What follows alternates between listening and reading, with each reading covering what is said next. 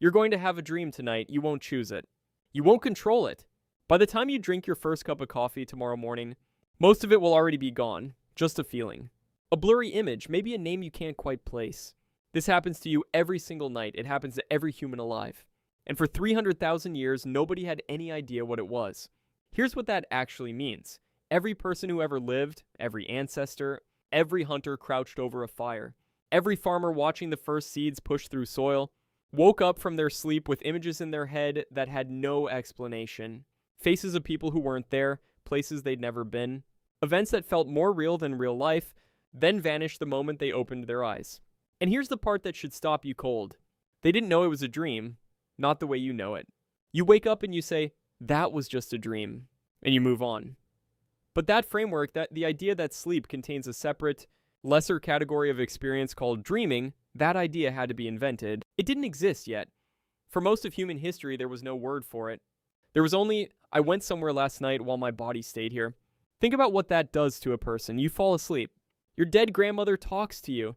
She tells you something important. Then morning comes and she's gone, but the conversation felt completely real. More vivid than anything that happened to you yesterday. More emotionally charged than anything in your waking life. What do you do with that? You don't call it a dream, you call it a visit. And that single misunderstanding, if it even is a misunderstanding, may be the most consequential mistake in all of human history. It seeded the first religions, it built the first concept of a soul. It gave us the idea that something inside us survives the body. That consciousness doesn't end at death. That the dead can reach back across whatever separates them from the living and speak. All of that came from waking up confused. So the question isn't just what did people dream about 10,000 years ago. The question is what they did with it. Because what they did with it is still running your world right now. Go back 10,000 years. A settlement on the edge of what is now Turkey. The people here are not primitive. They build structures. They trade.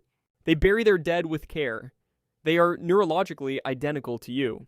Same brain, same cortex, same REM cycles firing every 90 minutes through the night.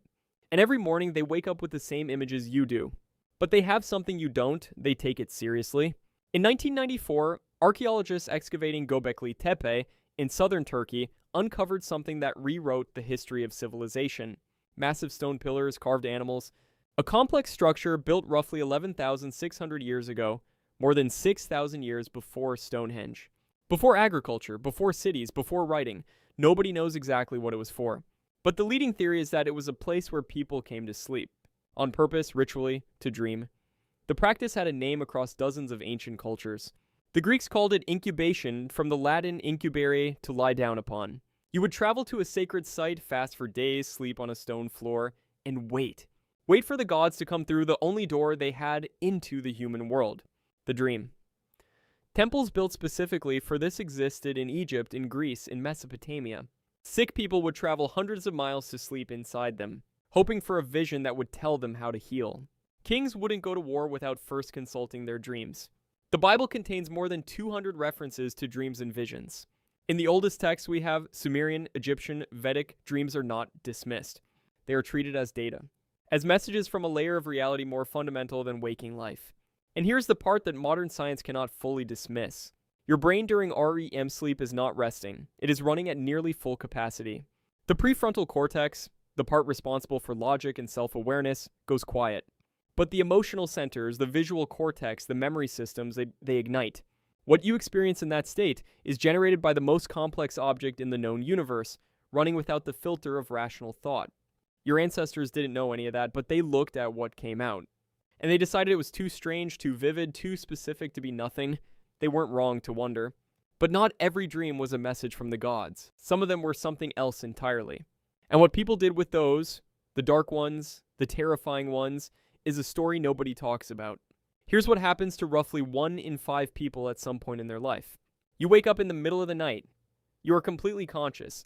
You can see your room, your ceiling, the window, but you cannot move. Not a finger, not an eyelid. And standing at the edge of your bed or sitting on your chest is something. A shape. A presence. It is not a dream because you are awake. But it is not real because it cannot be. This is called sleep paralysis. It is caused by a glitch in the boundary between REM sleep and waking. Your brain surfaces too fast. Your body's motor system is still switched off. A safety mechanism that stops you from physically acting out your dreams. And your mind, caught between states, generates a hallucination to explain the weight on your chest. The feeling of a presence. The absolute certainty that something is in the room with you. It is neurologically ordinary, but for 10,000 years nobody knew that. So they explained it the only way they could. Every culture on Earth, independently, invented a creature that sits on your chest at night. The English called it the night hag. In Newfoundland, the old hag. Japan has the kanashibari. In Brazil, it is the pisadeira, a tall woman who walks on the chests of those who sleep on a full stomach. In Turkey, the karabasan. In China, ghost pressure. In almost every language, the word for this experience translates to roughly the same thing. Something came into my room and held me down. And when the same vision appears to enough people, it stops being a personal nightmare. It becomes theology, it becomes evidence. The incubus and the succubus of medieval Europe, demons believed to visit sleepers in the night, were almost certainly sleep paralysis, described by people who had no other framework for what they'd experienced. The witch trials of the 16th and 17th centuries were fueled in part by testimony from people describing exactly this. Nighttime visitations, pressure, a figure at the edge of the bed. They weren't lying. They genuinely experienced something. The interpretation was wrong. But the experience was completely real. And that distinction between the experience and the explanation is the most dangerous gap in all of human history. Here's where it gets uncomfortable. We solved sleep paralysis. We named it, cataloged it, filed it under neurology, and moved on. We solved the night hag and the kanashibari and the old hag of Newfoundland. We explained them away. And we felt very smart about it. But we still cannot answer the basic question, why do we dream at all? Not what happens during dreams. We know that. REM sleep consolidates memory, regulates emotion, clears metabolic waste from the brain.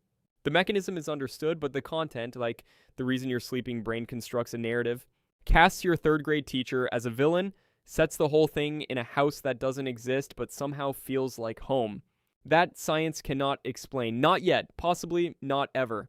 And here's the thing your ancestors understood that we forgot. They paid attention. The Iroquois built an entire social practice around dream sharing. Every morning, dreams were brought to the community, discussed, interpreted collectively, acted upon. If you dreamed of something you desired, the community would try to fulfill it, because they believed that suppressed dreams made people sick. That the soul communicated through sleep, and ignoring it was a form of violence against yourself. The ancient Egyptians trained specialists, dream priests, whose only job was to interpret what the night had delivered. They kept records, they built libraries of dream symbols, they cross-referenced. They were, in a very real sense, doing something that looked a lot like data collection. We replaced all of that with a snooze button. The average adult today recalls fewer than one dream per week. Not because we dream less, we don't. Every one of us dreams for roughly 2 hours every night. We just stopped caring what happened there. We wake up, check our phones before our feet hit the floor, and flush the entire night's contents down the drain before we've even made coffee.